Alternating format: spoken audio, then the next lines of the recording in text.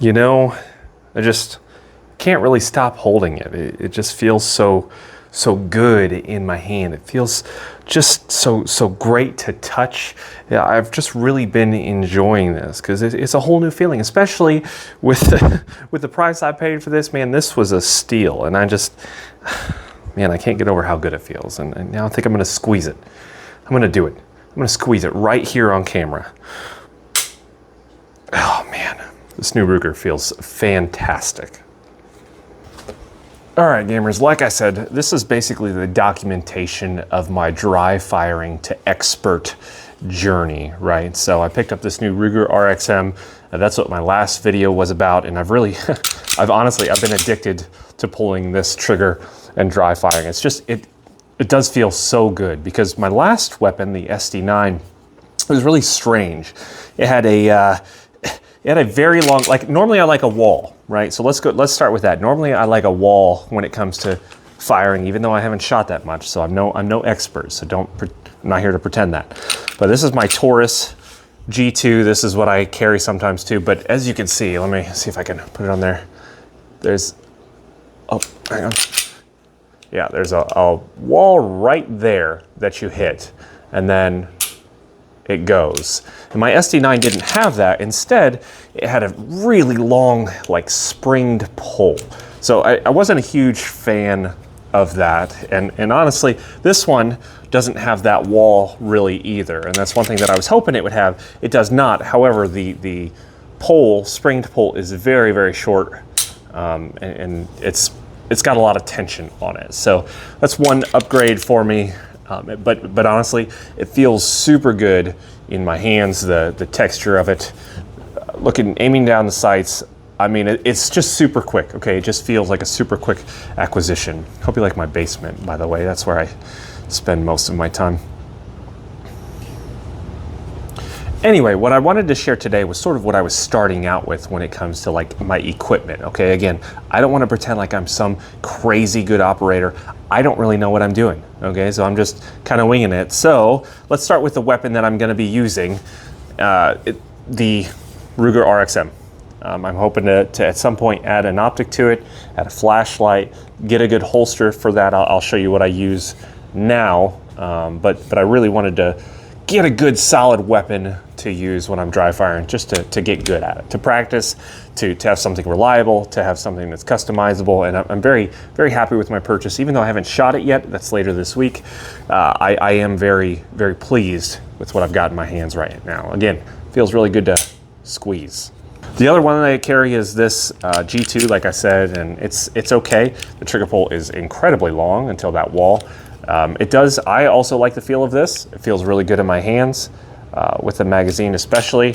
Feels great, but haven't really shot it much either. It's really, when you look at the size, there's a pretty big difference. I'll put that in front.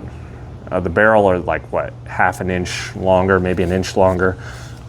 So this is gonna be more reliable though than this, even though a ton of people have bought this G2. Now for my holsters, what I've been using for the past 5 years or so, 8 years maybe longer than that, 10 years, I don't know. For my concealed carry holster and the holsters that I'm gonna be practicing from until I can get something a little bit better. Here's one, okay, I'm a pretty skinny guy, okay, so, and I carry right in my waistband here in the old 12 o'clock, and this thing has done okay. It's not going to be very good for quick draw, same as my other one. I've got my other holster on, but it got the job done. Okay, I didn't shoot my nuts off, so you know, take that for what it's worth. It got the job done. I'm a firm believer that you work with what you got, and I am working with what I got. It's a Tagua. I wouldn't recommend it because I think that you should probably have something a little bit safer, better, it holds the weapon out better, but you know, just whatever. It is what it is, okay? Next, and I've had this one for years, this is an Alien Gear holster for my SD9, and I've used this, I got this, I mean, right when I got my SD9. I was like, what holster can I get? It does fit my new RXM. You could slide it in there. It fits. It's a little wobbly. However, because of the neoprene back, the retention is as tight as my belt. So it does retain it pretty well. However, it's kind of a deep carry, but it does feel good. It's very comfortable. I just drove like 2 hours with it, and I had no issues with it. So I'm very pleased with this purchase, though I am looking for something maybe with a little bit more retention, a little bit faster draw, because right now my draw, I will show you that in a second, is not going to be great. Okay, I also want to go through kind of my thinking when it comes to dry fire. Here's my targets. Okay, here's what I'm going to be aiming at to really practice my dry fire in the beginning. You like what you see? Good, because I'm going to put a dot on this and I'm going to tape a few up on the wall here, and then I'm going to dry fire at them. That is my plan. That is my operation. That's a weird way to say operation, but that's what we're going to go for. And so really my plan here is I believe that dry firing and shooting goes in steps. Okay, one, you got to get a feel for the weapon, right? You got to get a good hold on it. You got to keep holding it. You got to get a feel for the trigger. You got to squeeze that trigger, and you just can't stop. I truly am addicted to this. Anytime I'm home, I'm just sort of aiming at things around the house. So that's a lot of dry fire practice as well. But you really got to get a feel for the weapon first. I think that's step one. You got to get a feel for the trigger. Know when the trigger's going to break. Know how it breaks.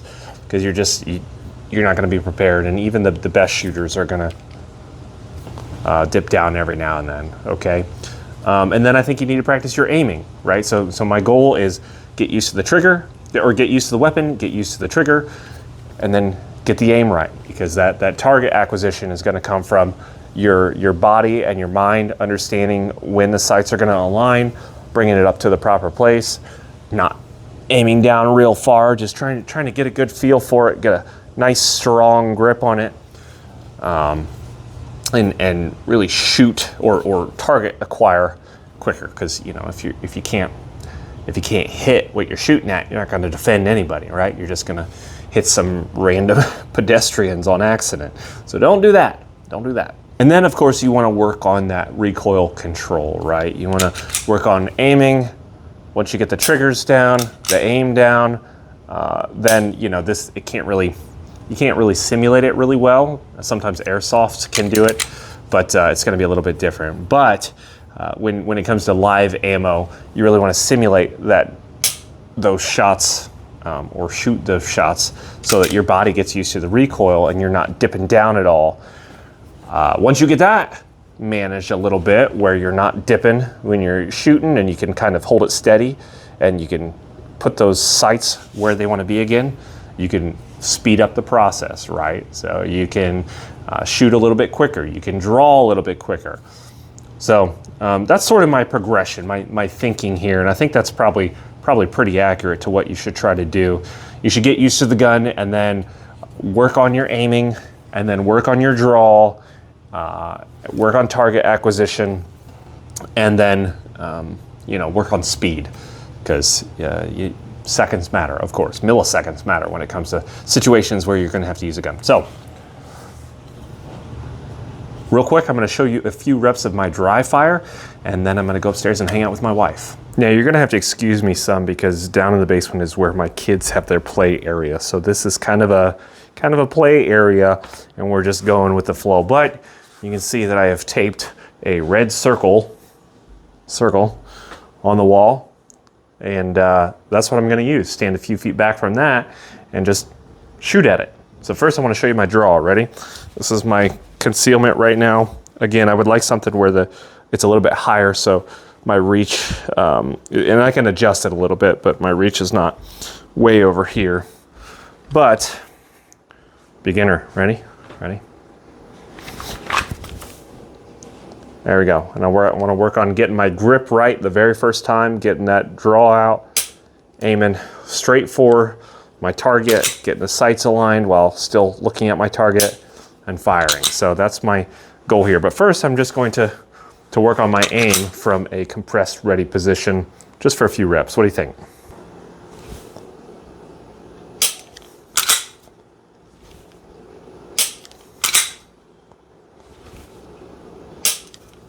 There we go. What do you think? What do you think about that form? I try to get my grip right, try to get a good feeling, good aim, hold the weapon really sturdy.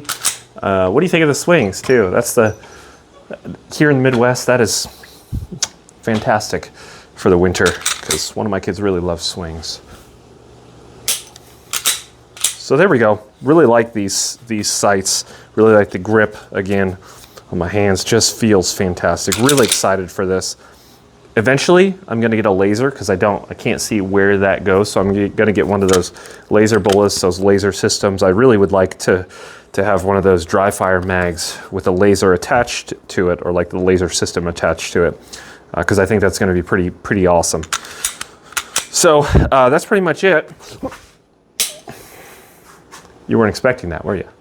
That's pretty much it. Thank you so much for watching. If you enjoyed this, give it a like. If you didn't, dislike. If you want to come along for the journey, you can subscribe for more of that. And until the next one, blend in until you need to stand out.